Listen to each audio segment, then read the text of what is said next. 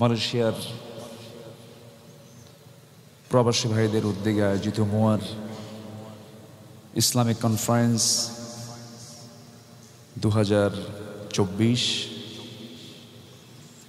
আজকের এই মহতী অনুষ্ঠানের সম্মানিত পরিচালক, সম্মানিত সভাপতি, আজকের প্রোগ্রামের বরেণ্য অতিথিবৃন্দ, বিশেষ করে আজকের এই মাহফিলের মূল যিনি অতিথি, আমাদের সবার সুপরিচিত আমার অনুজ, বিশ্বনন্দিত আলেমে দ্বীন, প্রথিতযশা খ্যাতনামা মুফাসসিরে কোরআন, আমার স্নেহধন্য ডক্টর মিজানুর রহমান আল আজহারি হাফিজাহুল্লাহ। আজকে প্রোগ্রামের প্রধান আকর্ষণ, যাদেরকে নিয়ে আজকের এই সাজানো গোছানো বর্ণাঢ্য আয়োজন, তাওহীদের পতাকাবাহী, কালিমার ঝান্ডাবাহী, দ্বীন ইসলামের নরসারদুল বীর মুজাহিদ, প্রাণ প্রিয় সম্মানিত দ্বীনি ভাইরা, আড়ালে বসে আছেন সম্মানিতা শ্রদ্ধেয়া মা বোনেরা। আলোচনার সূচনায় আনুষ্ঠানিকতার মধ্য দিয়ে আমার পক্ষ থেকে আবারও হৃদয় নিংড়ানো, দিল উজাড় করানো সালাম, আসসালামু আলাইকুম ওয়া রাহমাতুল্লাহি ওয়া বারাকাতুহু। সবাই কেমন আছেন? আমাকেও প্রশ্ন করলেন। আল্লাহ তাআলা আমাকে আপনার মতোই আপনার কাতারই রেখেছেন, বলছি আলহামদুলিল্লাহ। প্রবাসের এই ব্যস্তময় জীবনে আমরা সকল কাজকে মাইনাস করে দিন বোঝার জন্য, কোরআনকে জানার জন্য, দ্বীনের মহাব্বতে, কোরআনের মহাব্বতে আমরা যারা আসতে পেরেছি এমন একটি জান্নাতের টুকরায়, যে মনিব আমাকে এমন একটি বরকতময় জায়গা আসার বসার সুযোগ করে দিয়েছেন, সেই মহান জাল্লা শানুর দরবারে আমরা সবাই লাখ কোটি সাজুদ শুকর আদায় করি। মুহাব্বাতান জোড়ালো কণ্ঠে বলে উঠছি আলহামদুলিল্লাহ। আবারও বলছি আলহামদুলিল্লাহ। সবাই বলছে আল্লাহুম্মা ইন্নী আসআলুকা আল হুদা ওয়াত তুকা ওয়াল আফাফা ওয়াল গিনা। সবাই বলি আল্লাহুম্মা আইন্নি আলা যিকরিকা ওয়া শুকরিকা ওয়া হুসনি ইবাদাতিক। আমরা আল্লাহ তাআলার শুকর আদায় করে নিলাম। সম্মানিত উপস্থিতি, আমি খুব বেশি লম্বা সময় নেব তা নয়, নাতি দীর্ঘ কিছু কথা আমি বলার চেষ্টা করছি। সাহায্য চাচ্ছি সেই মহান রবের। ওয়ামা তাওফীকি ইল্লা বিল্লাহ আলাইহি তাওয়াক্কালতু ওয়া ইলাইহি উনীব। সম্মানিত দ্বীনি ভাইরা, আমরা যে কিতাবকে ঘিরে এই আলোচনা, সেই কিতাবের নাম আমাদের সবারই জানা। যে কিতাবের নামকে আল্লাহ তাআলা চুজ করেছেন আল কোরআন বলে, বাল হুয়া কুরআনুম মাজিদ ফি লাওহিম মাহফুজ। কোরআন শব্দটা এসেছে ফুলানুন এর ওজনে, যার অর্থ হলো বহুল পঠিত, সবচেয়ে বেশি পড়া হয়, সবচেয়ে বেশি রিসাইট করা হয়, সবচেয়ে বেশি তেলাওয়াত করা হয়। কোরআন ব্যতিরেকে এমন কোনো গ্রন্থ, পুস্তক, কিতাব, বই পৃথিবীতে নাই। 24 ঘন্টা এই কালামের আবৃত্তি, এই কালামের তেলাওয়াত, দেরাসাত, তাদাব্বুর এটা চলছে। আল্লাহ তাআলা এই জন্য এই কিতাবের নামকরণ করেছেন কোরআন দিয়ে। আবার প্রথম যে ওহীটা নাজিল হয়েছে, আল্লাহ তাআলা যে প্রথম ওহীটা নাজিল করেছেন, প্রথম ওহির যে মূল শব্দটা, এটাও মূল মাদ্দাটা, কোরআনের যে মূল মাদ্দা, মূল যে হরফ তিনটা, প্রথম ওহি যে নাজিল হয়েছে এটারও মূল মাদ্দাটাও একই, তিনটা হরফের সমন্বয়, কফ র হামজা। আল করউ, প্রথম ওহিটা হলো ইকরা, আপনি পড়ুন। কার নামে? একটু বলুন ভাই, কার নামে? আল্লাহর নামে। আল্লাহ তাআলা কিতাবের নামটাও দিলেন বহুল পঠিত, প্রথম হুকুমটাও দিলেন তুমি পড়ো। কার নামে? আল্লাহর নামে। যে নামে পড়লে তুমি বরকত পাবে সেই মহান রবের নামই তুমি পড়ো, যিনি তোমাকে সৃষ্টি করেছেন, যিনি তোমাকে সৃষ্টি করেছেন। খালাকাল ইনসানা মিন আলাক। জাবেলে নূরে নাজিল হওয়া প্রথম 5টি আয়াত, প্রথম 5টি আয়াতের আল্লাহ তাআলা শুরুটাই করেছেন সায়েন্স দিয়ে। আলাকের ব্যাখ্যা, কোরআন নাজিল হয়েছে প্রায় 1500 বছর হলো। আলাক এর অর্থটা, এটার ব্যাখ্যা দিতে গিয়ে সায়েন্স লাগবে, বিজ্ঞান লাগবে। ডক্টর কেইথ মুর নামে একজন ভ্রূণতত্ত্ববিদ, এমব্রায়োলজির উপরে তার স্টাডি, উনি বললেন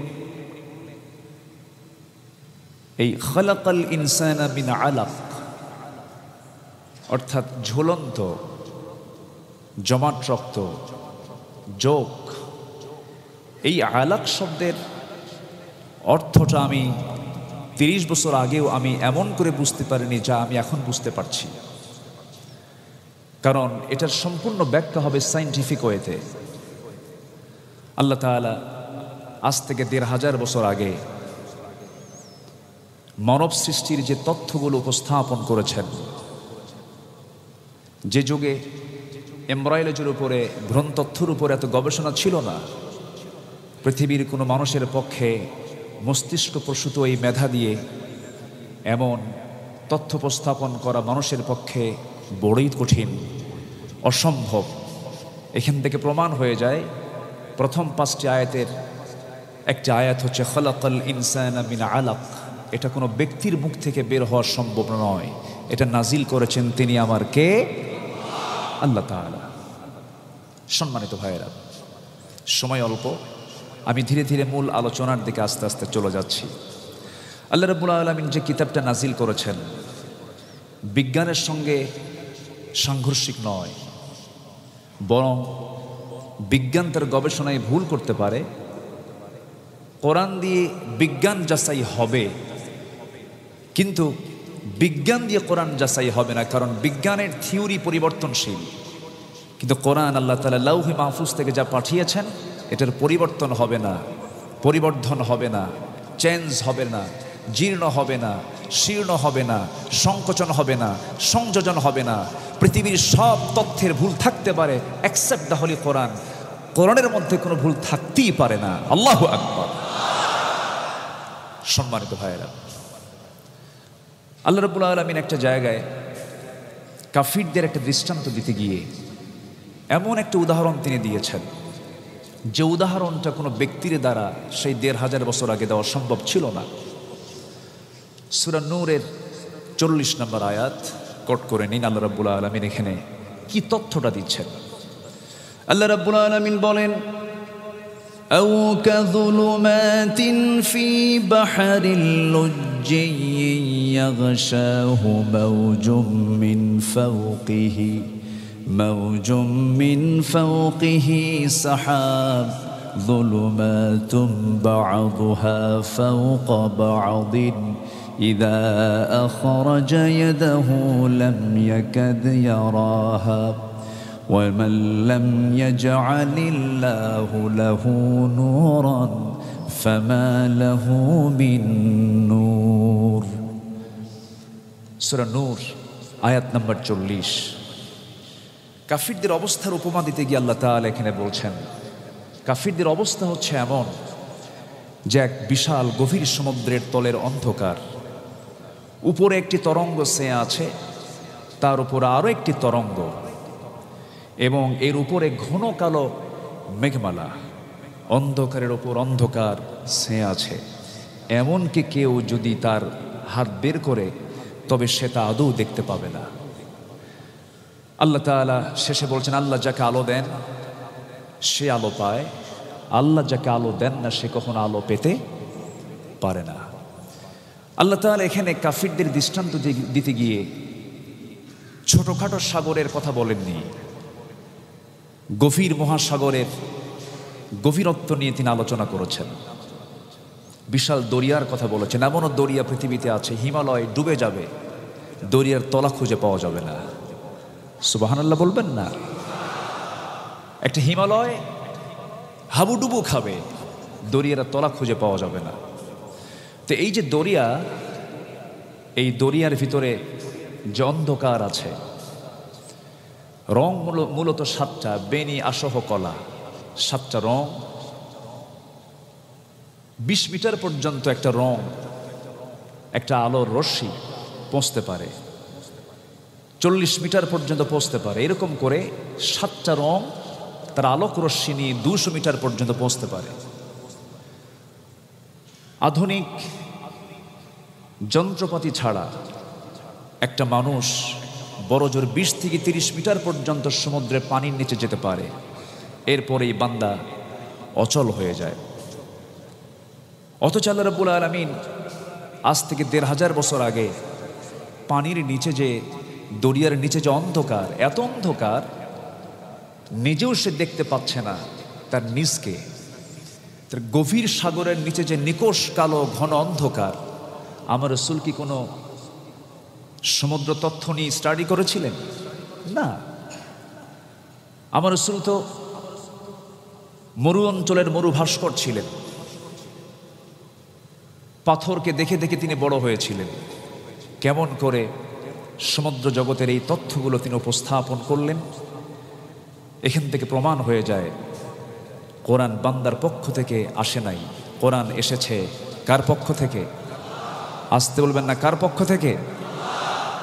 তরঙ্গের উপরে তরঙ্গ ছেয়ে আছে, অর্থাৎ এর মধ্যেও আবার আরেকটা ঢেউ আছে। এটাকে বিজ্ঞানের ভাষায় বলে ইনার ওয়েভ, অর্থাৎ ভেতরের যে ঢেউ, ইন্টারনাল যে ঢেউ। এটাকে প্রমাণ করার জন্য খালি চোখে এটা কেউ প্রমাণ করতে পারবে না। এটার জন্য কেবল পানির লবণাক্ততা, তাপমাত্রা পরীক্ষা করেই এই ঢেউয়ের অস্তিত্ব নিরূপণ করা সম্ভব, নচেত খালি চোখে এই ঢেউকে কেউ দেখতে পায় না। তাহলে আল্লাহ তাআলা এই কথাগুলো আজ থেকে কত আগে বলে দিয়েছেন, কত আগে জানিয়ে দিয়েছেন। তাহলে এখান থেকে একটা বিষয় প্রমাণ হচ্ছে, কিয়ামত পর্যন্ত কোরআনের কাছে বিজ্ঞান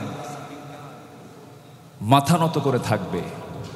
কোরআন যে তথ্য দেবে এটাই হচ্ছে একমাত্র সঠিক তথ্য। এক জায়গায় না, সব জায়গায়, সব জায়গায়। এই জন্য আল্লাহ রাব্বুল আলামিন বান্দাকে প্রথম হুকুমটাই দিয়েছেন, পড়ো, গবেষণা করো।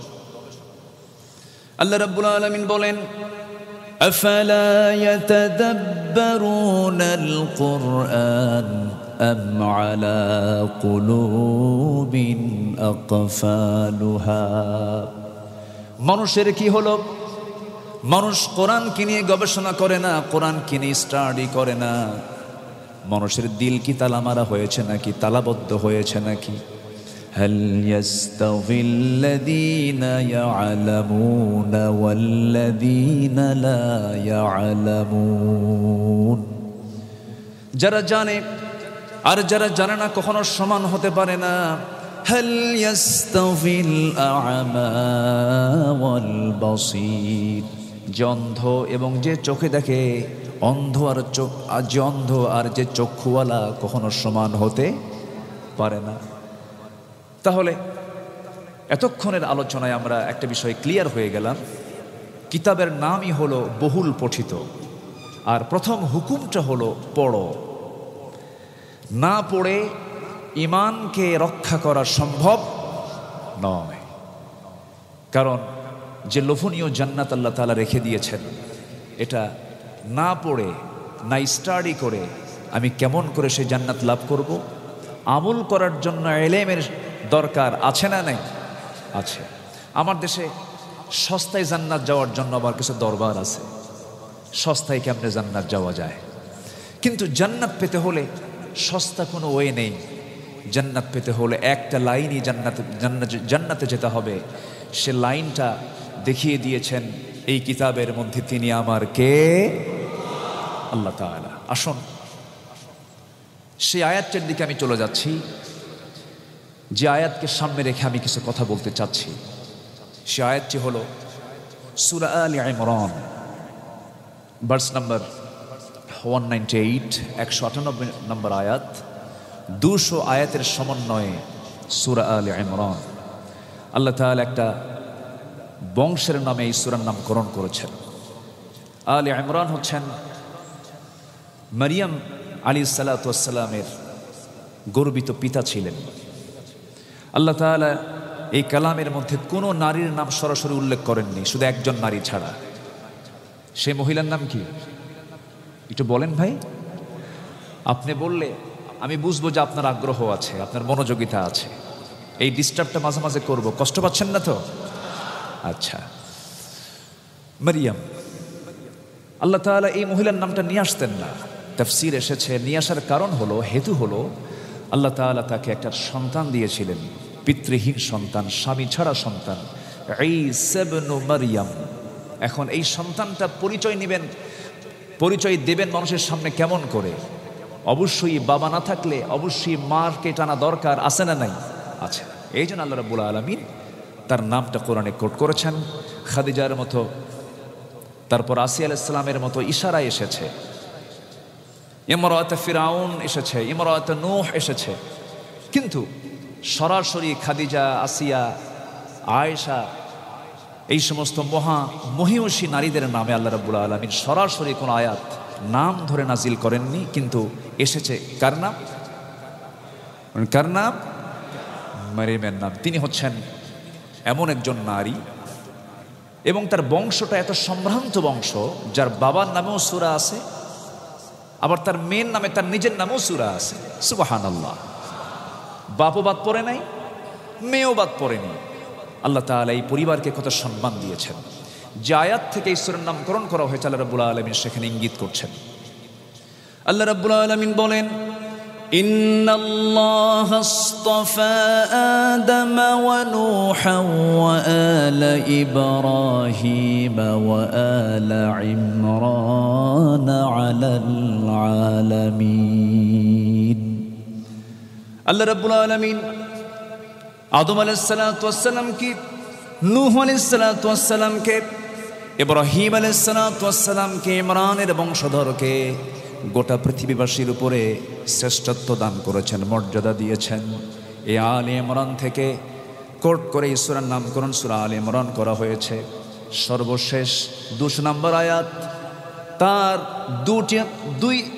দুইটা নাম্বার আগে আল্লাহ রাব্বুল আলামিন জায়াতে আল্লাহ রাব্বুল আলামিন বান্দার জন্য জান্নাতের অফার করেছেন। মহান রব্বুল আলামিন সুন্দর করে বলছেন, লাকিনিল্লাযীনা ইত্তাকাউ রাব্বাহুম লাহুম জান্নাতুন তাজরি মিন তাহতিহাল আনহার আল-আনহারু খালিদিনা ফিহা নুজুলাম মিন ইনদিল্লাহ وما عند الله خير للأبرار।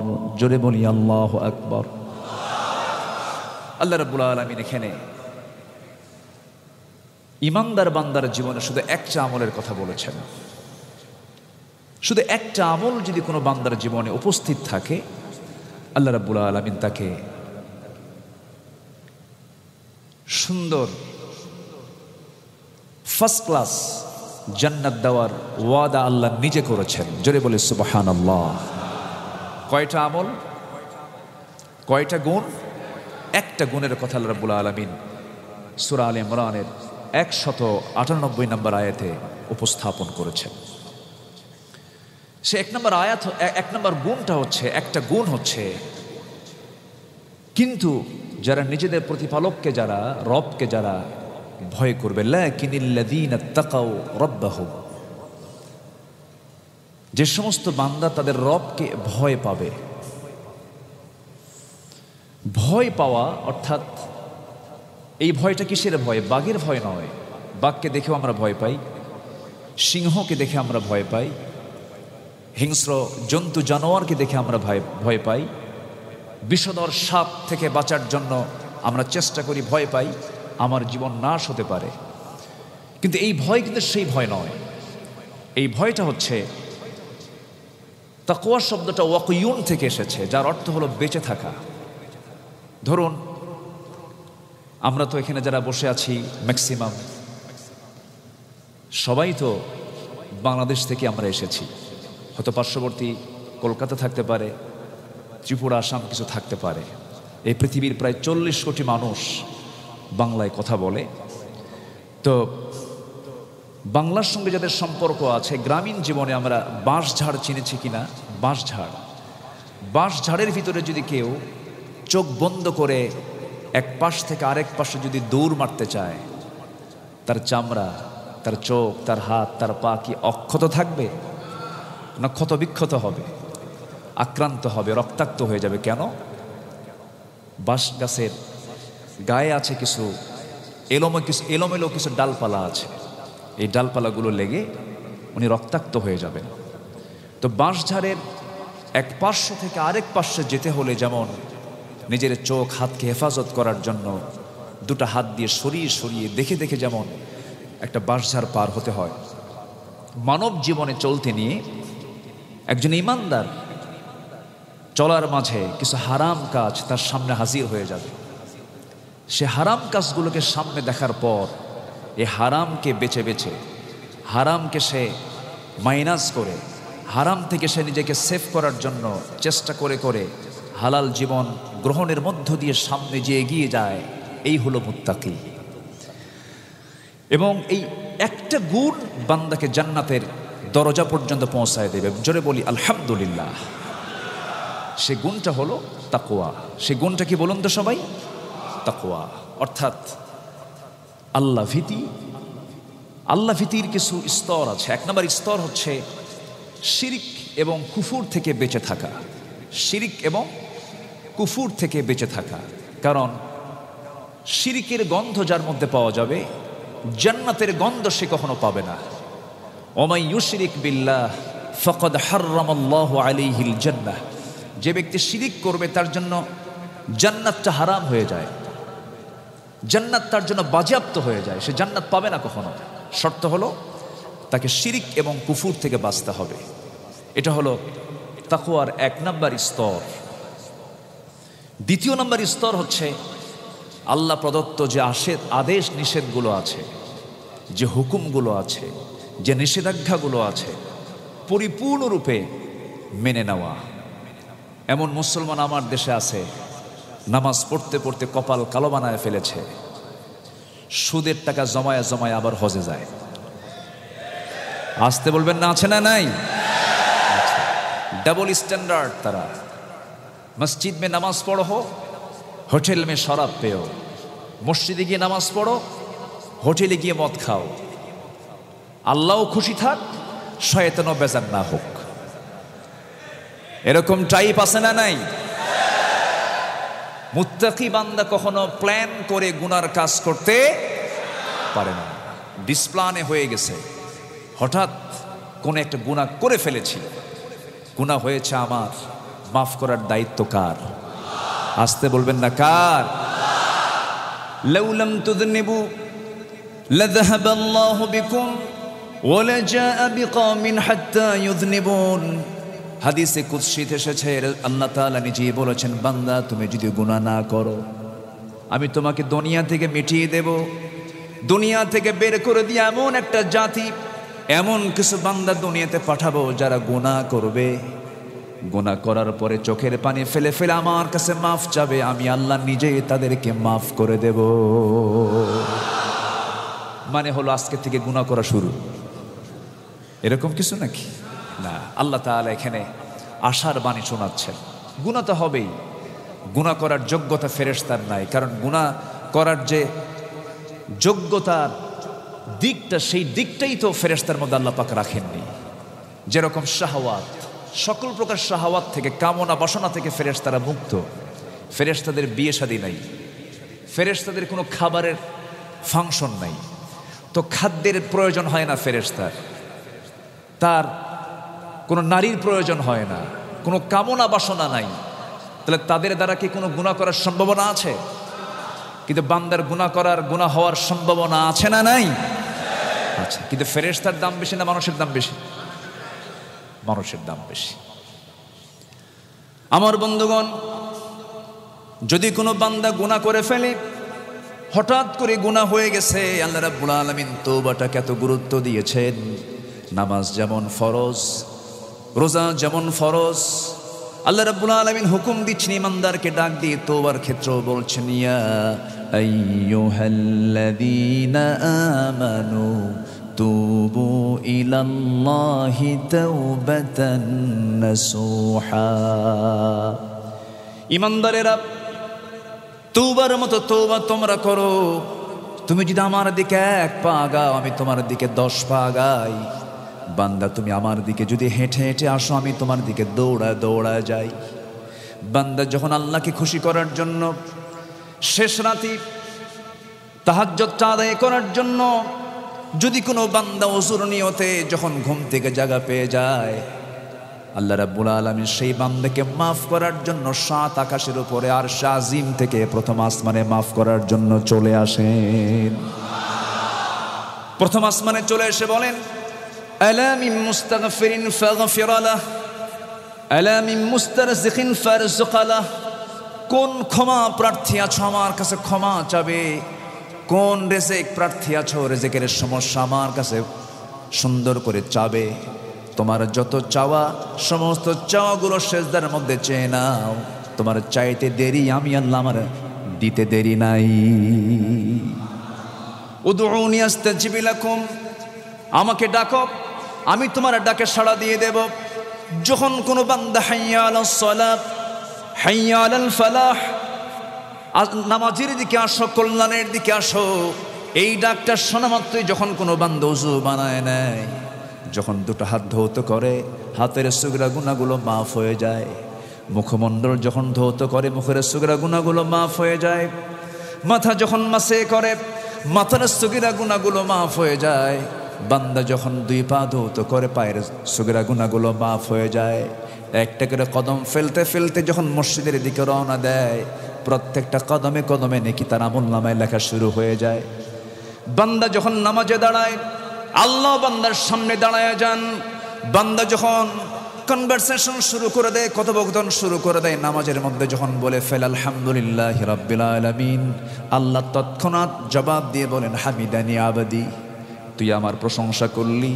যখন বান্দা বলেন আর রহমানির রহিম, আল্লাহ বলেন মাজ্জাদানি আবদি, আসনা আলাইয়া আবদি, ইয়াকা না'বুদু ওয়া ইয়াকা নাস্তাঈন। যখন বলে আল্লাহ বলেন হাদা বাইনি ওয়া বাইনা আবদি ইহদিনাস সিরাতাল মুস্তাকিম থেকে শুরু করে নিয়া ওয়ালাদ-দাল্লিন পর্যন্ত যখন বান্দা বলে, আল্লাহ বলেন বান্দার নামাজের মধ্যে তুই আমার কাছে এতক্ষণ ধরে যা যা চাইলি, সমস্ত চাওয়া কবুল করে নিয়ে আমি তোর সমস্ত গুনাহগুলোকে মাফ করে দিলাম।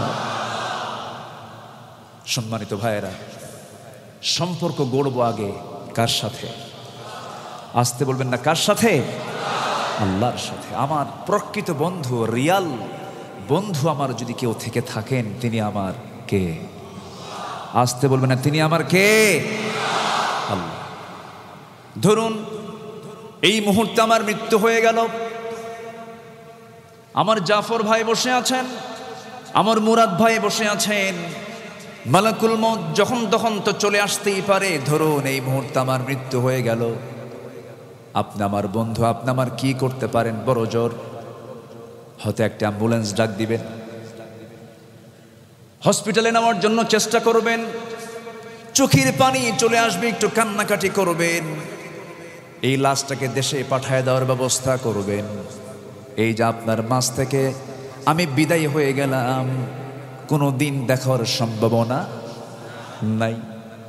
চলে গেলাম, লাশ বাড়িতে চলে গেল, বউটা কান্দে, সন্তানগুলো কাঁদবে, আত্মীয় স্বজন দিয়ে ঘর বাড়ি ভরে যাবে, আকাশ বাতাস ভারী হয়ে যাবে, শোকাহত অবস্থা তৈরি হয়ে যাবে, সবাই চোখ দিয়ে পানি ফেলবে, কিন্তু বলার কোনো ভাষা নাই।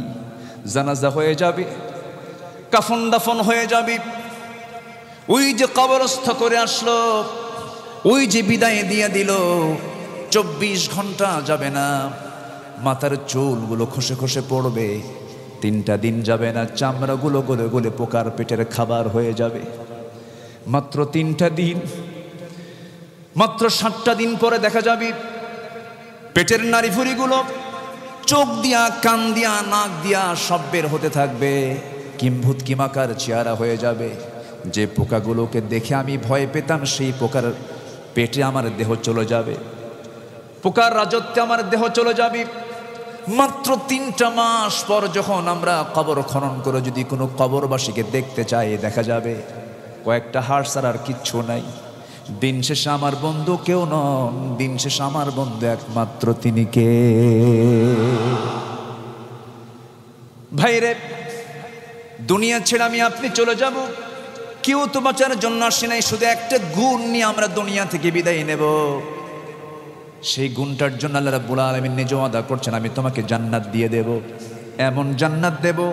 আল্লাহ রাব্বুল আলামিন সুন্দর করে বলছেন, নরমাল কোনো জান্নাত তোমাকে দেব না, লাকিনিল্লাযীনা তাকাও রাব্বাহুম লাহুম জান্নাতু তাজরি মিন তাহতিহাল আনহার খালিদিনা ফিহা নুজুলাম মিন ইনদিল্লাহ ওয়ামা ইনদাল্লাহি খায়রুল লিল আবরার। জোরে বলুন আল্লাহু আকবার। এমন জান্নাত তোমাকে দেওয়া হবে যার নিচ দিয়ে নহর প্রবাহিত। জান্নাতের মধ্যে বান্দার জন্য 4টা নহর থাকবে। কয়টা নহর থাকবে বলেন? 4টা নহর। মধুর নহর, দুধের নহর, শরাবের নহর, পানির নহর, 4টা নহর থাকবে। তোমার মন যা চাবে তাই পাবি। ওয়ালাকুম ফিহা মা তাশতাহি আনফুসুকুম, তোমার মন যা চাবে তাই পাবে। জান্নাতের মধ্যে তুমি ঘুরে বেড়াচ্ছ, হঠাৎ করে একটা পাখি উড়ন্ত অবস্থায় আছো, দেখতে পেয়েছ, মনে হলো পাখিটা যদি খেতে পারতাম, সামনে আল্লাহ রাব্বুল আলামিন পাকানো পাখি আপনার সামনে হাজির করে দিবে। সেই জায়গায় কোনো ঘুম থাকবে না, সেই জায়গায় কোনো ক্লান্তি আসবে না, যৌবন শক্তি নষ্ট হবে না। মানব জীবনে যৌবন আসে এক সময়, যৌবনটা হেরে যায় বুড়াকালে, কিন্তু জান্নাতের মধ্যে একবার বান্দা ঢুকে যাবে, জীবনের শক্তি, যৌবনের শক্তি ডাবল ডাবল, দ্বিগুণ দ্বিগুণ হয়ে যাবে। জোরে বলি সুবহানাল্লাহ। দুনিয়ার একই চাল খেয়ে সন্তান, শিশু ধীরে ধীরে যুবক হয়, আর বাবা ধীরে ধীরে বুড়া হয়ে যায়, কিন্তু জান্নাতের খাবার খেলে পরে কেউ বুড়া হবে না, তার যৌবন, তার চেহারার সৌন্দর্য আরো দ্বিগুণ দ্বিগুণ বেড়ে যাবে। আল্লাহু আকবার বলেন। সেই জান্নাতকে সবাইকে আমরা চাই না? সেই জান্নাত প্রাপ্তি কি সবার জীবনে হোক, সবাইকে আমরা চাই না? গুণ অর্জন করতে হবে কয়টা বলেন? কয়টা গুণ? একটা গুণ। পৃথিবীতে মানুষ সবকিছু পায় না, প্রাপ্তির জায়গা হলো জান্নাত। মন যা চাবে তাই পাবেন, সেটা হলো একমাত্র জান্নাতে। অনেকদিন আগে এক মাহফিলে যখন আমি কথা বলছিলাম, এক বুড়ো চাচা আমার পাশে দাঁড়ায় বলে, হুজুর জান্নাতে কি বিড়ি পাওয়া যাবে না? ওনার এটা নিয়ে খুব টেনশন। তো বললাম যে আপনি এই পচা জিনিস আপনি চিন্তা করেন কেন? কে বাবাজি, টান না দিলে, এই টানটা না দিলে আমার ব্রেন ফ্রেশ হয় না, বাথরুম ঠিক মতো ক্লিয়ার হয় না। আল্লাহ তাআলা এই পচা জিনিস, এই পচা বিড়ি, এমন পচা মদ, এমন ড্রিঙ্কস আল্লাহ দিবেন না যা খায়া লিভার লাঞ্চ নষ্ট হয়ে যাবে। জান্নাতেও শরাব থাকবে, কিন্তু সেই শরাবটা থাকবে হলো এমন শরাব যা পান করলে পরে তার মেধা, তার স্মৃতিশক্তি, তার যৌবন দ্বিগুণ ডাবল হয়ে যাবে। আল্লাহু আকবার বলে। আল্লাহ রাব্বুল আলামিন জান্নাতে কি কি খাবার রেখেছেন, খাবার মেনু। একটা বড় বড় হোটেলে গিয়ে বসলে খাবার মেনু সামনে দেওয়া হয় না? জান্নাতের খাবার মেনু কোন কিতাবে আছে বলেন? জান্নাতের খাবার মেনু কোন কিতাবে আছে? ওয়াফাকিহাতুম মিম্মা ইয়াতাখায়্যারুন ওয়া লাহমি তায়রিম মিম্মা ইয়াশতাহুন। আল্লাহ তাআলা জান্নাতে আগে ফল দিয়ে শুরু করবেন। কি দিয়া? ফল দিয়ে শুরু, এরপরে গোশত দিবেন। আগে ফল, এরপরে গোশত। কিন্তু আমার দেশে আগে কি? ভরা পেটে ফল, খালি পেটে জল। এটা ভুল। এটা খালি পেটে ফল, কারণ ফলের মধ্যে আল্লাহ তাআলা যে সুগার দিয়েছেন, যে টক দিয়েছেন, সবগুলো আল্লাহ তাআলা তার নিজের পরিমাপ অনুযায়ী দিয়েছেন। এতে বান্দার পেটে এই খাবার, এই ফলটা যখন যায়, সহজেই স্টমাকে এটা ব্যালান্স হয়ে যায়, হজম শক্তিতে কোনো সমস্যা হয় না। কিন্তু আমার আপনার ভাবি, আমার আপনার বউ ভাবিরা রান্না বান্না করতে গেলে ঝাল কম বেশি হওয়ার সম্ভাবনা আছে না নাই?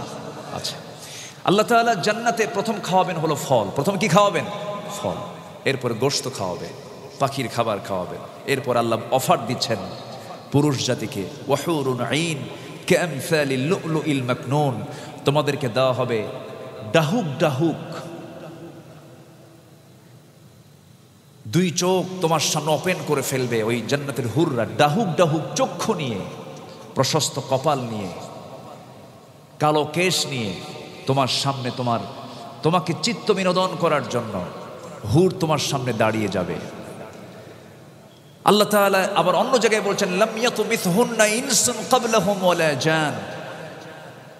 আল্লাহ তাআলা বলছেন এমন হুর তোমাকে দেওয়া হবে যাকে ইতিপূর্বে কোনো জিন এবং ইনসান, ধরা তো দূরের কথা, কাছেও যেতে পারে নাই। আল্লাহু আকবার বল। এমন অফার কে দিচ্ছেন? এই বক্তব্য কি আব্দুল্লাহর না আল্লাহর? কার বক্তব্য? তো সেই জান্নাতের হুর কি সবাই পেতে রাজি আছেন না? আজ থেকে আসি না নাই? গুণ কয়টা দরকার? গুণ কয়টা দরকার? একটা। আল্লাহ রাব্বুল আলামিন অন্য জায়গায় বলেন, وَأَمَّا مَنْ خَافَ مَقَامَ رَبِّهِ وَنَهَى النَّفْسَ عَنِ الْهَوَى فَإِنَّ الْجَنَّةَ هِيَ الْمَأْوَى। যার দিলের মাকামে আল্লাহর ভয় জাগ্রত হয়ে যাবে, তার ঠিকানা নরমাল কোনো ঠিকানা নয়, তার ঠিকানা হয়ে যাবে জান্নাতুল মাওয়া। সেই জান্নাত পাওয়ার জন্য এই একটা গুণ যদি কোনো বান্দার অর্জন হয়ে যায়, যেই দিলের মধ্যে আল্লাহর ভয় জাগ্রত হবে, সেই দিলটা কখনো জাহান্নামে যেতে পারে না। সুবহানাল্লাহ।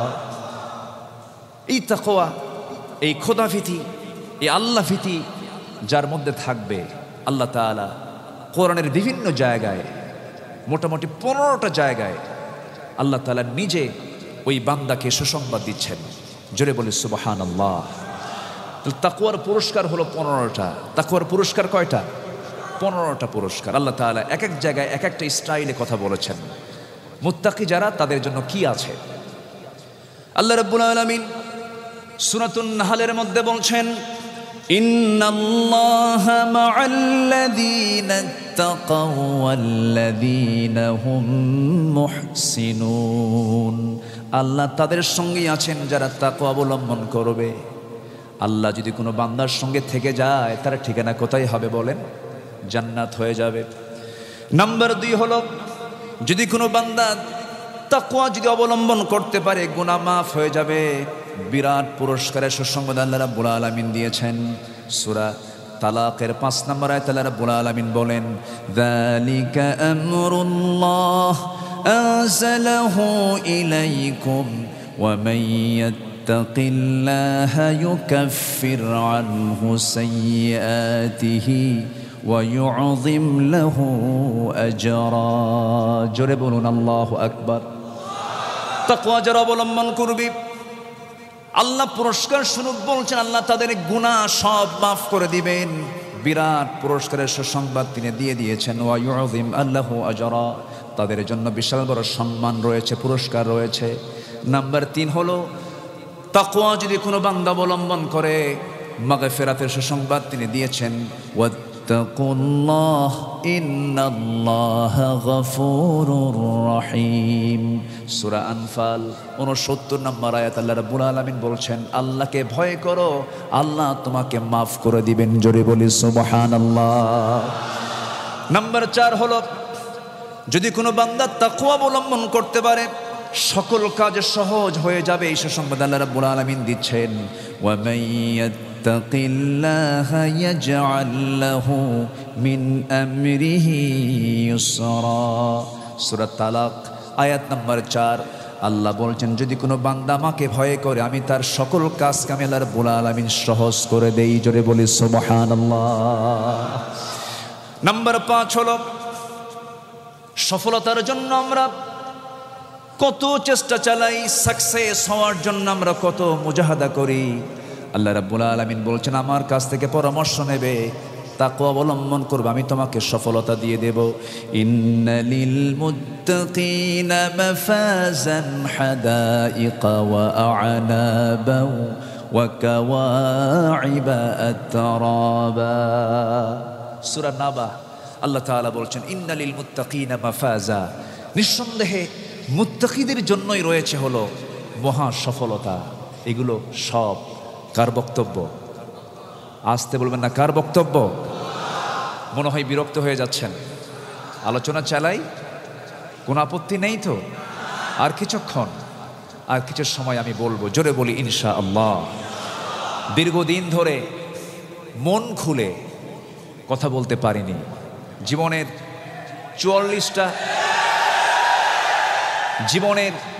44টা বসন্ত পার করেছি। এর 22টি বছরই মামলায় আক্রান্ত ছিলাম। 1996 থেকে 2000 সাল পর্যন্ত আড়াই ক্ষমতায় ছিল। ওই সময় জননিরাপত্তা আইনের মামলার আসামি ছিলাম।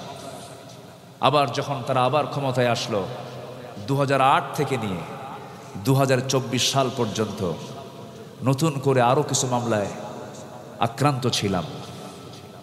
মুক্ত মনে দীর্ঘ শ্বাস নেওয়ার কোনো সুযোগ পাইনি, একটু স্বস্তির নিঃশ্বাস ফেলতে পারছি। জুলুম শাহীর পতন হয়েছে। সম্মানিত ভাইয়েরা, ফেরাউন টিকতে পারেনি, হামান টিকতে পারেনি, নমরুদরা টিকতে পারেনি, নব্য ফেরাউনও টিকতে পারে না।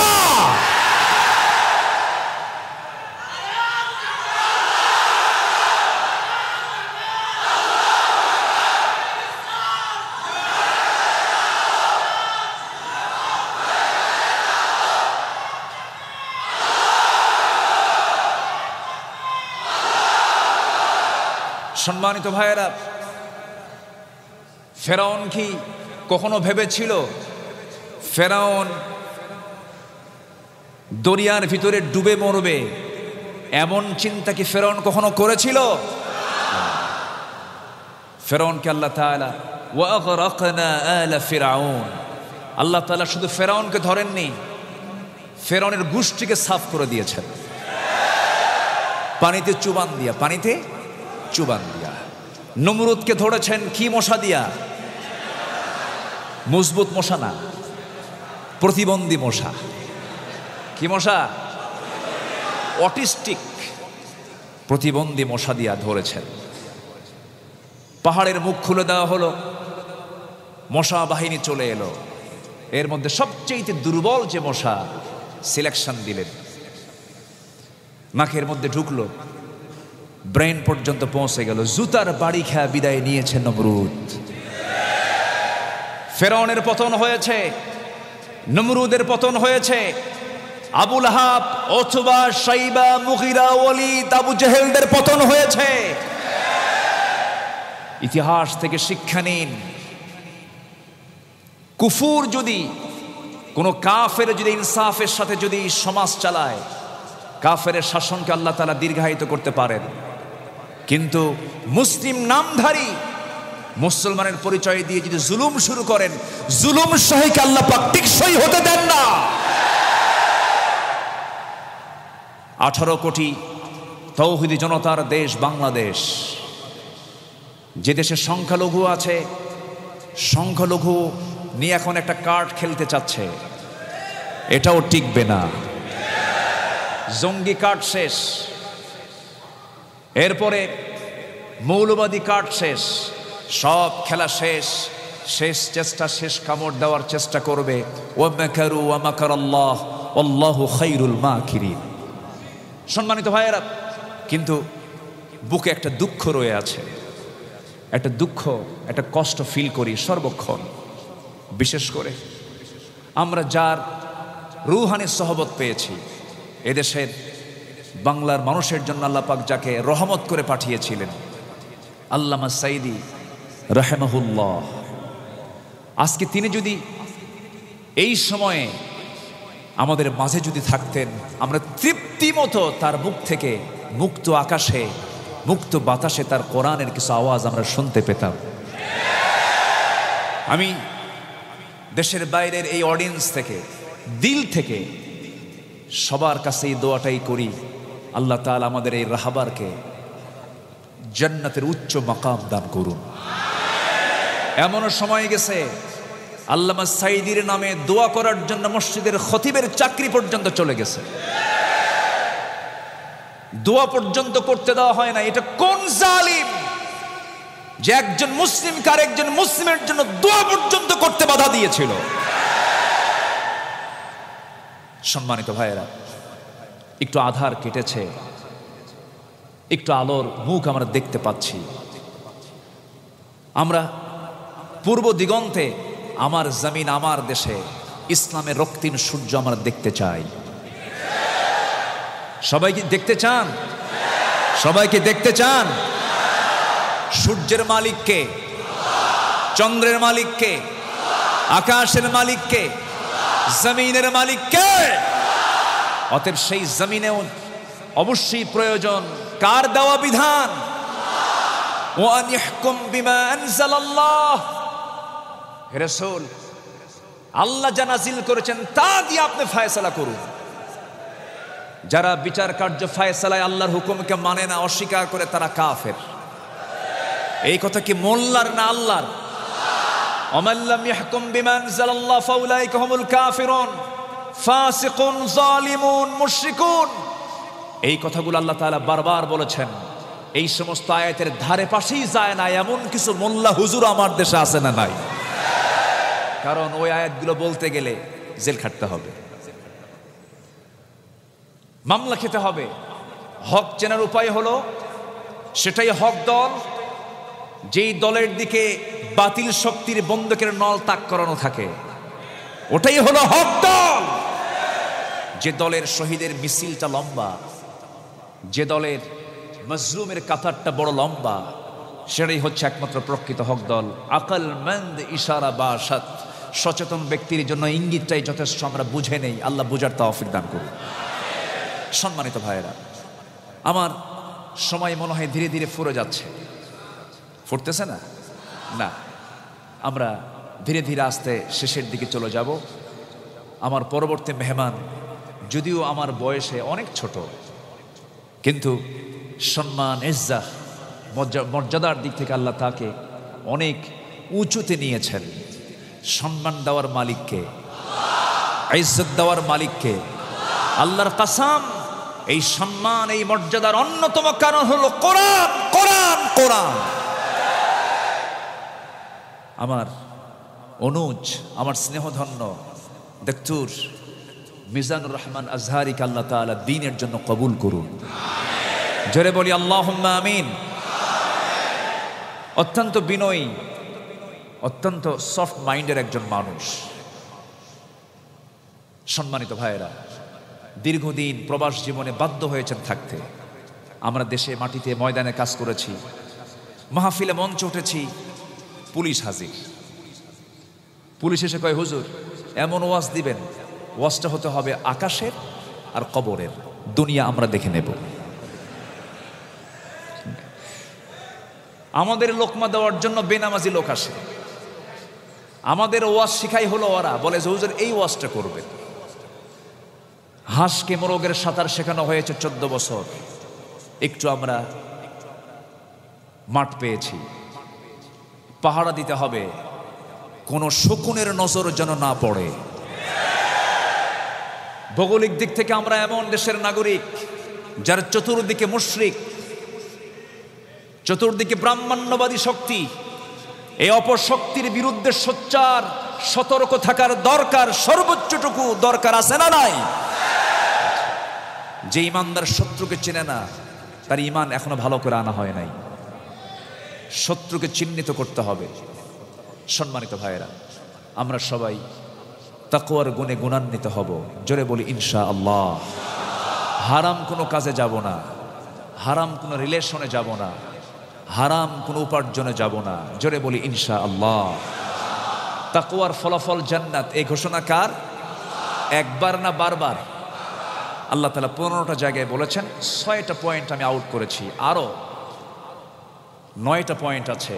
আল্লাহ তাআলা তাকওয়ার ফলাফল বিভিন্ন জায়গায় বিভিন্ন রকম দিয়েছেন। এক তাকওয়ার ফলাফল বারবার দেওয়া মানে কি তাকওয়ার গুরুত্ব সবচেয়ে কম না সবচেয়ে বেশি? সবচেয়ে বেশি। আমার বন্ধুগণ, আল্লাহ রাব্বুল আলামিন 7 নাম্বার বলছেন, তাকওয়া যদি অবলম্বন করতে পারো, যত সংকট আছে সংকট থেকে আমি তোমাকে উত্তরণ করে দেব, সব পথ বের করে দেব। ওয়া মাইয়াত্তাকিল্লাহা ইয়াজআল লাহু মাখরাজা। তাকওয়া অবলম্বন করবে, সকল সংকট থেকে আমি তোমাকে উত্তরণ করে নিরাপত্তা নিশ্চিত করে দেব। আল্লাহ নিজে ওয়াদা করছেন। নাম্বার 8 হলো প্রশস্ত রিজিকের সুসংবাদ তিনি দিয়েছেন।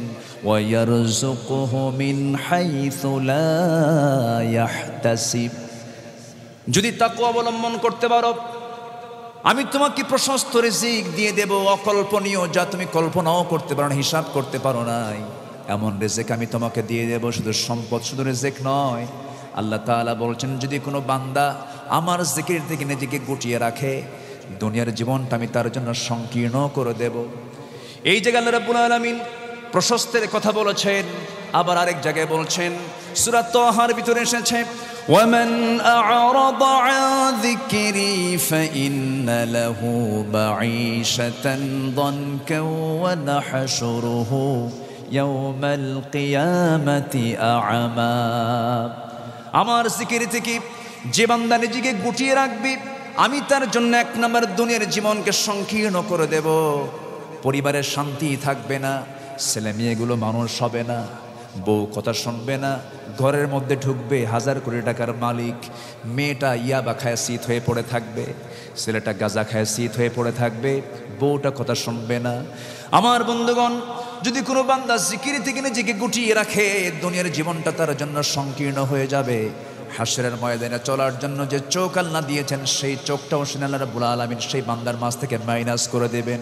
আল্লাহ বলছেন, বান্দা জিকির থেকে নিজেকে গুটিয়ে রাখবি, আমি তোর জন্য হাসরের চোখ স্যার আমি তোকে সেদিন আমি তোকে পুনরুত্থিত করব, আমি তোকে আমার সামনে হাজির করব। কিয়ামতের সন্ধ্যা হয়ে উঠবে, আমার বান্দা, সেই বান্দাগুলো আল্লাহর সামনে প্রশ্ন করবে, ক্বালা রাব্বি লিমা হাশারতানি আ'মা ওয়া ক্বাদ কুনতু বাসীরা।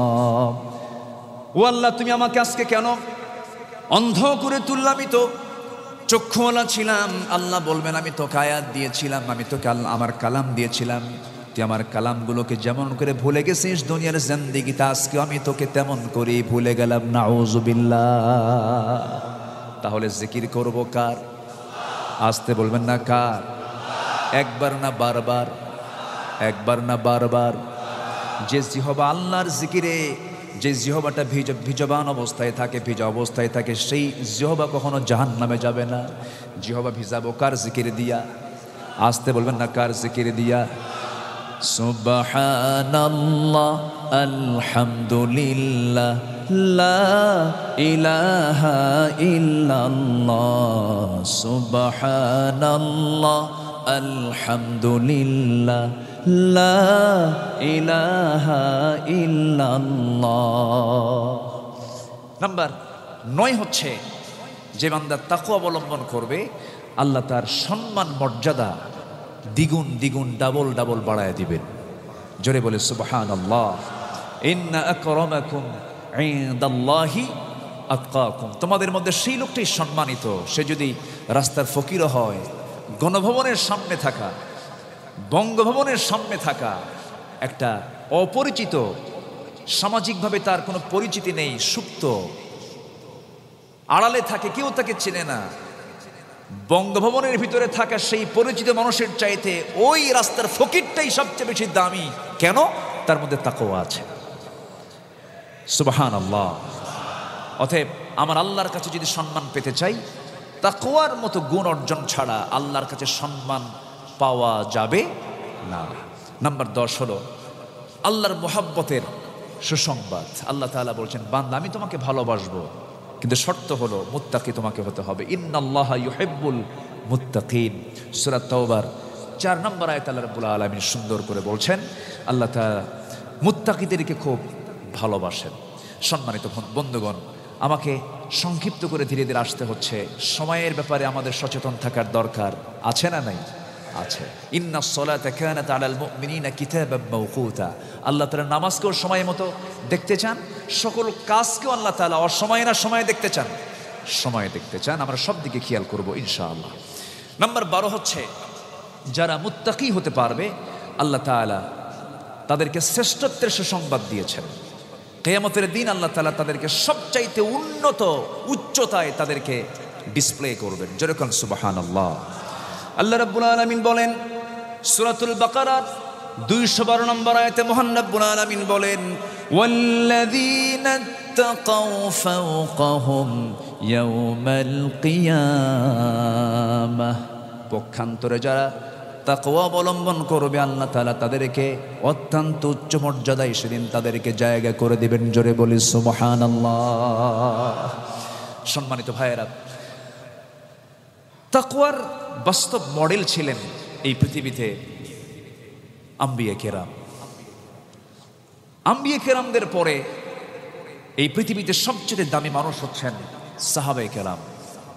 তাকওয়া কাকে বলে এটার প্র্যাকটিক্যাল তারা ছিলেন আমাদের জীবনে। আমরা সাহাবীদের অনেকেরই নাম জানি। একজন সাহাবী আছেন সাইয়েদনা আবু বকর সিদ্দিক রাদিয়াল্লাহু তাআলা আনহু। সবাই তো আমরা তাকে চিনি কি না? আবার আমার দেশে এমন লোকও আছে ওমরে ফারুককে চেনে না। বহুদিন আগে এক মাহফিলে, অভিজ্ঞতা তো ভাঙ্গাচোরা কিছু অভিজ্ঞতা হয়েছে, গ্রামের ওই প্রত্যন্ত অঞ্চলে গেলে কিছু অনেক এরকম মানুষ পাওয়া যায়। এর জন্য শিক্ষা ব্যবস্থার ত্রুটিপূর্ণ দিক আছে না নাই? বিগত 14 বছরে শিক্ষা ব্যবস্থার যে হাল করা হয়েছে,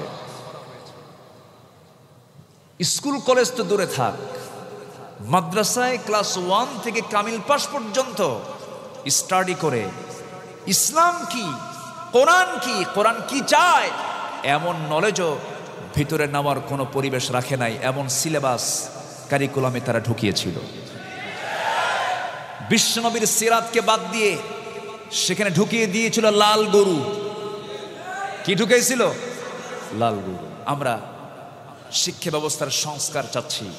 শিক্ষার কারিকুলাম যা আছে এটার একটা পরিবর্তন আসবে। জোরে বলি ইনশাআল্লাহ, জোরে বলি ইনশাআল্লাহ।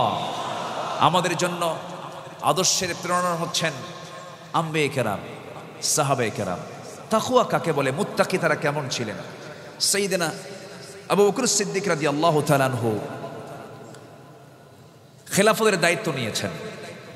খেলাফতের দায়িত্ব নেওয়ার পর দায়িত্ব তো আছে, তার নিজের পার্সোনাল ব্যবসা ছিল। তিনি কাপড়ের দোকানদার ছিলেন। দোকানে গিয়েছেন, বসেছেন। তাকে বলা হলো কি দরকার ছিল? আপনার তো বিশাল বড় দায়িত্ব। তিনি বললেন, আমার পরিবার চালাবে কে? আমাকে তো ব্যবসা করতে হবে। তো উনি বসে আছেন, এমন সময় একজন কাস্টমার এসে তাকে বললেন, খলিফাতুল মুসলিমিন, আজ থেকে বেশ আগে 5 থেকে 6 মাস আগে আপনার কাছ থেকে আমি এই কাপড়টা নিয়েছিলাম। কাপড়টা আমার পছন্দ হয়নি। প্লিজ কাপড়টা আমাকে আপনার কাছে দেওয়ার জন্য আমি আসছি।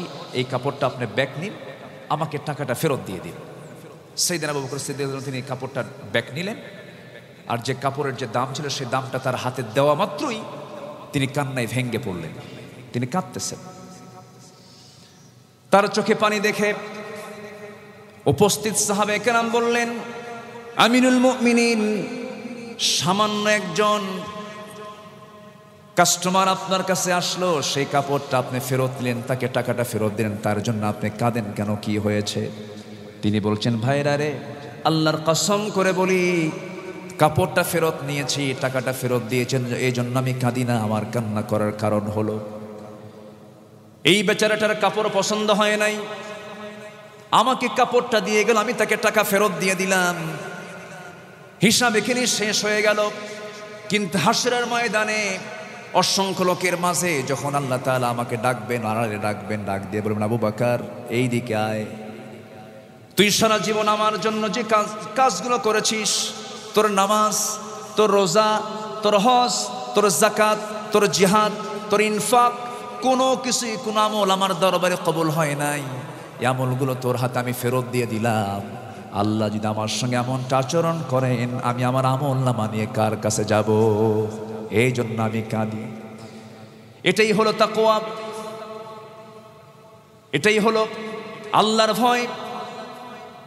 সাইয়েদনা ওমর ফারুক রাদিয়াল্লাহু তাআলা আনহু খলিফাতুল মুসলিমিন, এমন সময় কোন এক বান্দা ওমর ফারুকের জন্য দুধ দিয়ে বানানো কিছু খাবার তার সামনে হাজির করলেন। হাজির করে বলছেন, আমিরুল মুমিনিন, আপনার জন্য সুন্দর করে রান্না বান্না করে আনছি। তৃপ্তি ভরে তিনি খেলেন। তৃপ্তি ভরে খাওয়ার পর পরে তিনি প্রশ্ন করে ফেললেন, শোনো, তোমাকে তো প্রশ্ন না করি খাবারটা খেয়ে নিলাম, এই যে দুধ মিশ্রিত যে খাবারটা আনছে, দুধটা পাইছো কোথায়? বলা হলো, রাষ্ট্রের দুধ, এটা সাদাকা থেকে এসেছে। সাইয়েদনা ওমর ফারুক এটা শোনা মাত্রই বললেন, তুমি এমনটা আমাকে আগে বললে না কেন? জবাবে ওই মুসলমান বলছেন, আমিরুল মুমিনিন, যদিও সাদাকা, কিন্তু আমি তো আপনাকে স্পেশালি খাওয়ার জন্য সুন্দর করে ব্যবস্থা করে এসেছি, এটা তো হাদিয়া আমার পক্ষ থেকে আপনার জন্য। তিনি বললেন, না রে না, যেটা রাষ্ট্রীয় মাল, রাষ্ট্রীয় খাবার, সেই খাবারটা ওমর ফারুক কখনো খেতে পারে না। কি পরিমাণ তাকওয়া তাদের মধ্যে কাজ করেছে! রাষ্ট্রের কিছু খাবার বাহির থেকে এসেছে, কার্টুন ভর্তি খেজুর চলে এসেছে। সেই কার্টুন ভর্তি খেজুরের ভিতর থেকে একটা খেজুর সাইয়েদনা ওমর ফারুকের ছেলে একটা খেজুর হাতের মধ্যে নিয়ে মুখের মধ্যে উঠায় নিয়েছেন। ওমর ফারুক রাদিয়াল্লাহু আনহু সঙ্গে সঙ্গে সন্তানকে কাছে টেনে নিয়ে মুখের মধ্যে নখ ঢুকায় দিয়া খেজুরটা টান মেরে বের করে রেখে দিয়ে বলছেন, মার কোলে চলে যা। মার কোলে চলে যাওয়ার পরে ছোট্ট বাচ্চা কাঁদতেছে আর বলতেছে, আব্বা আমার সঙ্গে এমন আচরণটা করলো। সাইয়েদনা ওমর ফারুক রাদিয়াল্লাহু আনহু স্ত্রীর সামনে গিয়ে দাঁড়ালেন। স্ত্রীর মনটা খারাপ। স্ত্রী বলছেন, স্বামী আমার, যদিও রাষ্ট্রের সম্পদ, আপনার সন্তানটা একটা খেজুর মুখিয়ে নিয়েছে, কিছু খেজুর তো আমাদের অংশে পাবো, আপনি তার সঙ্গে এমন অমানবিক আচরণটা করলেন কেন? একটা খেজুর আমরা কমই নিতাম। সাইয়েদনা ওমর ফারুক বলছেন, ও আমার স্ত্রী, আল্লাহর কসম করে বলি, আমি সন্তানটার সঙ্গে দুর্ব্যবহার করার চেষ্টা করি নাই। আমি ভয় পেয়েছি এটাই, আমরা যদি একটা খেজুর কম নেব, কিন্তু আমাদের ভাগে যে খেজুরগুলো আসবে, সেই খেজুরের মধ্যে আমার সন্তান যে খেজুরটা মুখের মধ্যে নিয়েছে, ভাগে ওই খেজুর আসবে, এই গ্যারান্টি তোমাকে কে দিয়েছে? আমি এমন করে বন্টন না হওয়া পর্যন্ত এমন আচরণ করতে পারি না। ওমর ফারুক রাদিয়াল্লাহু তাআলা আনহু খলিফাতুল মুসলিমিন, সেই সময় তার ছেলে বাজার থেকে একটা ঘোড়া কিনে এনেছেন। ঘোড়া কিনে এনে ঘোড়াকে ধীরে ধীরে মোটা তাজা করে বড় করতেছেন। কিন্তু ঘোড়ার যে খাবারটা খায়, সেই খাবারটা খায় হলো, খলিফা ওমর ফারুক যে জায়গায় থাকেন, রাষ্ট্রের জায়গায় থাকেন, তার পিছনে কিছু ঘাস জন্মিয়েছে। রাষ্ট্রের জায়গায় জন্মানো ঘাস খাওয়ার মধ্য দিয়ে ওই ঘোড়াটা বেড়ে উঠতেছিল। সাইয়েদনা ওমর ফারুক কোনোদিন কিছু বলেন নাই। ঘোড়া বিক্রি করার সময় যখন হয়ে গেছে, ঘোড়া বিক্রি করে আসছে সন্তানটা, ওমর ফারুক দরজার সামনে দাঁড়ায় থেকে বলছেন, আমার সন্তান, যে ঘোড়াটা কিনছিলাম মোটা তাজা করে বিক্রি করে আনছো, কত টাকা দিয়ে বিক্রি করে আনছো বলো? কত টাকা দিয়ে বিক্রি করেছ? সন্তান বলছে, আব্বাজান, কিনেছিলাম এত টাকা দিয়ে, বিক্রি করেছে এত টাকা, লাভ হয়েছে কত টাকা? এত টাকা আমার লাভ হয়েছে। সাইয়েদনা ওমর ফারুক বলেন, শোনো, ঘোড়া তোমার হতে পারে, কিন্তু ঘোড়াকে যে খাবার খাইয়ে দিয়েছে সেটা হলো রাষ্ট্রের জায়গার ঘাস। রাষ্ট্রের জায়গার ঘাস খাবি, আর ওই ঘোড়া বিক্রি করে লাভ তুমি নেবে, এটা কখনো তাকওয়া হতে পারে না। তুমি যে ঘোড়ার দাম, যে ঘোড়ার যে টাকা দিয়ে ঘোড়া কিনেছিলে, সেই টাকাটুকু তোমার হাতে রেখে দাও, লভ্য অংশটুকু রাষ্ট্রীয় কোষাগারে জমা দিয়ে দাও। জোরে বলি আল্লাহু আকবার, জোরে বলি আল্লাহু আকবার। সাইয়েদনা ওমর ফারুক রাদিয়াল্লাহু তাআলা আনহু অর্ধ দুনিয়ার শাসনকর্তা, 40টা রাষ্ট্র তিনি পরিচালনা করেন। সাইয়্যিদনা ওমর ফারুক রাদিয়াল্লাহু তাআলা আনহু এত বড় একজন শাসক ছিলেন, কিয়ামত পর্যন্ত এত বড় শাসক আর পৃথিবীতে কখনো আসবে না। এত দাম, এত সম্মান আল্লাহ রাব্বুল আলামিন তাকে দান করেছেন, এত মর্যাদা তাকে দান করা হয়েছে। আমার নবী নিজের জামানে বলেছেন, আমার পরে যদি নবুয়তের সিলসিলা জারি থাকতো, আমার পরে নবী হওয়ার যোগ্যতা আল্লাহ রাব্বুল আলামিন একমাত্র ওমরকে দিয়েছেন। জোরে কোন সুবহানাল্লাহ।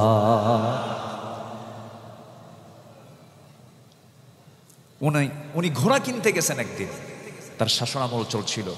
তাকওয়া কাকে বলে তার এক্সাম্পল স্বরূপ কিছু কথা আমি বলছিলাম। ঘোড়া কিনতে গেছেন, ঘোড়াওয়ালার কাছ থেকে দাম ঠিকঠাক করে নিয়ে ঘোড়াটা হাতের মধ্যে উঠায় নিলেন, লাগামটা নিয়ে নিলেন তার হাতে, টাকাও বুঝাইয়া দিলেন। সাইয়্যিদনা ওমর ফারুক রাদিয়াল্লাহু আনহু ঘোড়াটার পিঠে চড়লেন, কয়েক মাইল দাবড়ালেন। ঘোড়াটার 4টা পায়ে অকেজ হয়ে গেল, আর উঠতে পারে না। সাইয়্যিদনা ওমর ফারুক রাদিয়াল্লাহু তাআলা আনহু একটু মনক্ষুণ্ণ হলেন। এসে ঘোড়া বিক্রেতাকে ডাক দিয়ে বলছেন, ঘোড়া বিক্রেতা,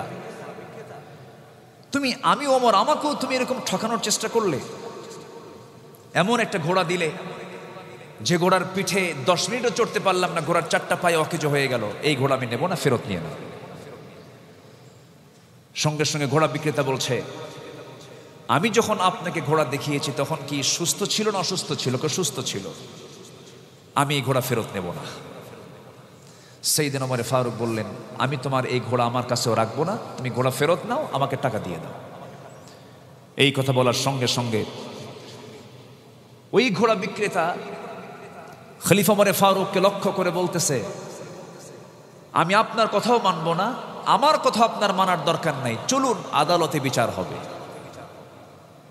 সাইয়্যিদনা ওমর ফারুক মাথা নিচু করে বললেন, ঠিক আছে ঘোড়া বিক্রেতা, চলো আমরা আদালতের ধর্ণা দেই, আদালত যা বলবে ফয়সালা তাই হবে। সেই সময়ের বিচার বিভাগ ছিল পরাধীন না স্বাধীন? পরাধীন না স্বাধীন? স্বাধীন। একজন সামান্য ঘোড়া বিক্রেতা তার কথাকে সাইয়্যিদনা ওমর ফারুক মেনে নিয়ে আদালত পর্যন্ত তিনি চলে গেলেন। আদালতের ভিতরে গিয়ে যখন তিনি দাঁড়ালেন, সাইয়্যিদনা ওমর ফারুককে দেখা মাত্রই বিচারপতি সামনে দাঁড়িয়ে গিয়ে বলছেন, আমিরুল মুমিনিন, আপনি এখানে কেন? আপনি কোন সমস্যা নিয়ে এখানে এসেছেন? তিনি বললেন, এই ঘোড়াওয়ালার কাছ থেকে আমি ঘোড়া কিনেছি, সে আমাকে অকেজো ঘোড়া দিয়েছে, এই ঘোড়া আমার নেওয়া সম্ভব না, সে ফেরত নিতে চাচ্ছে না। বিচারপতি বলছেন, আপনি আমারও খলিফা, আমি আপনার পক্ষেও রায় দেব না, আমি ঘোড়াওয়ালার পক্ষেও রায় দেব না, আমি দেব ন্যায়ের পক্ষে রায়। আল্লাহু আকবার বলেন। সাইয়্যিদনা ওমর ফারুক খুব খুশি হয়ে গেলেন। খুশি হওয়ার পরে বিচার কার্য শুরু হলো। দুজনের মুখ থেকে তিনি কথাগুলো শুনলেন। শোনার পরে বলছেন, আমিরুল মুমিনিন, আপনি আমারও খলিফা, গোটা দুনিয়ার শাসক আপনি, কিন্তু আজকে আমি দুমুখী যে কথাগুলো শুনলাম, দুজনের মুখ থেকে যে কথাগুলো আমি শুনলাম, বর্ণনা অনুযায়ী আজকের এই বিচারের ফয়সালা আপনি ওমর, আপনি খলিফা, আপনার বিরুদ্ধে চলে যাবে। কারণ আপনি যখন ঘোড়া কিনেছেন, ঘোড়া কেনার সময় আপনি সুস্থ ঘোড়া আপনার হাতে আপনি তুলে নিয়েছেন, লেনদেন কমপ্লিট হয়ে গেছে। এরপরে আপনি ঘোড়াটা বুঝে নিয়েছেন। আপনি যে আমার সামনে এই যে আপনি সুন্দর করে কথা বলছেন, সুস্থ অবস্থা আমার সামনেতে আপনি কথা বলছেন, সুস্থ অবস্থায় এই আদালত চত্বর থেকে ফিরে যেতে পারবেন, তার কোনো গ্যারান্টি আছে নাকি? না, গ্যারান্টি নাই। তাই যদি হয়, ঘোড়া আপনি যখন কিনে নেন সেই সময় সুস্থ ঘোড়া ছিল, পর অসুস্থ হয়ে গেছে আপনার মালিকানায় যাওয়ার পর, অতএব অসুস্থ ঘোড়া আপনি ফেরত না দিয়া অসুস্থ ঘোড়াটা আপনাকে বাড়িতে নিয়ে যেতে হবে। জোরে বলি আল্লাহু আকবার। মাথা পেতে নিয়েছেন। এটার নাম হলো তাকওয়া। আমার বন্ধুগণ, সাহাবে কেরামদের জীবনে এরকম অসংখ্য নজির রয়েছে। আইন সবার জন্য সমান ছিল, তারা সব কিছু করেছেন। কার ভয়ে করেছেন বলেন? আল্লাহর ভয়ে করেছেন। আমার বন্ধুগণ, এরকম করে সাইয়্যিদনা আলী রাদিয়াল্লাহু তাআলা আনহু একটা লম্বা কথা আছে, সময় তো অল্প, আমি শেষ করে দিচ্ছি। সাইয়্যিদিনা আলী রাদিয়াল্লাহু তাআলা আনহু শীতের মধ্যে থরথর করে কাঁপতেছেন। তার পাশে রাষ্ট্রের শত শত কম্বল তার পাশে স্তূপ করে সেখানে রাখা আছে। কম্বলগুলো দেখতেছেন কিন্তু গায়ে দিচ্ছেন না। প্রচণ্ড শীতের মধ্যে তিনি থরথর করে কাঁপতেছেন। বলা হলো, সাইয়্যিদিনা আলী, আপনি হচ্ছেন খলিফাতুল মুসলিমিন, আপনি কেন এই কম্বলগুলো আপনার চোখের সামনে দেখতেছেন, ঠান্ডায় কাঁপতেছেন, একটা কম্বল গায়ে দিলেও তো হয়, আপনার ভাগ্যে তো আপনি একটা কম্বল পাবেন। সাইয়্যিদিনা আলী বললেন, ও আমার ভাইরা, আমার অংশ আমি কম্বল পাবো, কিন্তু বন্টন তো হয় নাই। যে কম্বলটা আমি এখন নেব গায়ে দেবার জন্য, আমার অংশ, ওই কম্বলটা আমার অংশে আসবে, তার গ্যারান্টি কি? হতে ভাগ নেওয়ার আগে, ভাগ বন্টনের আগে আমি কখনো একটা কম্বল গায়ে দিয়ে এমন হক আমি নষ্ট করতে পারি না। এটার নাম হলো তাকওয়া। জোরে বলেন সুবহানাল্লাহ। আমার ভাইয়েরা, আল্লাহ রাব্বুল আলামিন সেই জন্য বলছেন, বান্দা একটা আমল করে আসুক, আমি তোমাকে জান্নাতের উচ্চ মাকাম দিয়ে দেব। আমি তোমাকে জান্নাতের ঘোষণা দিচ্ছি, বান্দা এই গুণটা তুমি অর্জন করো। আল্লাহ রাব্বুল আলামিন 15টা জায়গায় তাকওয়ার পুরস্কারের ঘোষণা দিয়েছেন। 12টা আমি বলেছি, নাম্বারে 13 হলো, যদি কোনো বান্দা তাকওয়া অবলম্বন করতে পারে, শাস্তির ভয় থেকে মুক্ত থাকার সুসংবাদ আল্লাহ রাব্বুল আলামিন দিয়েছেন। ফামানিত্তাকা ওয়া আসলাহা ফালা খাউফুন আলাইহিম ওয়ালা হুম ইয়াহজানুন। যে বান্দা তাকওয়া অবলম্বন করবে, যারা ইসলাহ করবে, তাদের কোনো ভয় নাই, তাদের কোনো চিন্তা নাই। চিন্তা মুক্ত, ভয় মুক্ত রাখার ওয়াদা করেছেন তিনি আমার কে? আল্লাহ তাআলা। নাম্বার 14 হলো, যে সমস্ত বান্দাগুলো তাকওয়ার নীতি অবলম্বন করবে, আল্লাহ রাব্বুল আলামিন বিভিন্ন নিয়ামত এবং আল্লাহর সান্নিধ্য লাভের তিনি সুসংবাদ দিয়েছেন। আল্লাহ রাব্বুল আলামিন বলেন, ইন্নাল মুত্তাকিনা ফি জান্নাতিন ওয়া নাহার ফি মাকআদি সিদকিন ইনদা মালিকিম মুকতাদির। সূরাতুল কামার আয়াত নাম্বার 54-55 আল্লাহ রাব্বুল আলামিন বলছেন, যে বান্দা আমাকে ভয় করবে তাকে আমি অসংখ্য নিয়ামতে ধন্য করব এবং আমার সান্নিধ্য লাভে আমি তাকে ধন্য করে দেব। জোরে বলি সুবহানাল্লাহ। সর্বশেষ 15 নাম্বার, যে বান্দা তাকওয়ার নীতি অবলম্বন করবে, আল্লাহর পক্ষ থেকে তাকে জ্যোতি দেওয়া হবে, নূর দেওয়া হবে। আল্লাহ যদি কাউকে আলো দেন, তাকে কি অন্ধকারে ফেলতে পারবে নাকি? অন্ধকারে ফেলতে পারবে না।